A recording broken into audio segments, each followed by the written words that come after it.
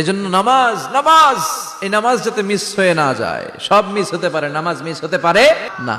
আল্লাহ তুমি বুঝার তৌফিক দান করো। যেখানে আল্লাহ তাআলা আমাদেরকে আহ্বান জানিয়েছে, ওহে বিশ্বাসীরা, পাপ হতে পারে, ভুল হতে পারে, অন্যায় হতে পারে, ওই অন্যায়ের উপর অটল থেকো না, আমার কাছে ফিরে আসো। কাম টু ইউর লর্ড, তোমার রবের দরবারে ফিরে আসো, ক্ষমার মতো ক্ষমা চাও, ক্ষমার মতো ক্ষমা চাইলে আমি সব ক্ষমা করে দেব। সুবহানাল্লাহ পড়েন। রব্বুল আলামিন বলেন, ইয়া আইয়ুহাল্লাযীনা আমানু তুবু ইলাল্লাহি তাওবাতান নাসুহা। ও বিশ্বাসীরা, ভুল করেছো, অন্যায় করেছো, পাপ করেছো, জুলুম করেছো, আমার কাছে ফিরে আসো, ক্ষমা চাও। ক্ষমার মতো ক্ষমা চাইলে সব গুনাহ মাফ করে দিতে পারে কে?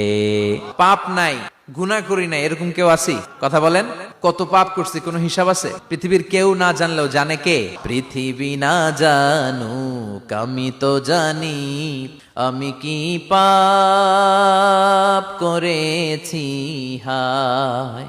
আমার পাপের করলে বিচার, বাচার আমার নাই উপায়। দয়াময় প্রভু মাফ করো আমায়, মাফ করো আমায়। পড়েন আমিন। আমাদের পাপগুলো ক্ষমা করে কে?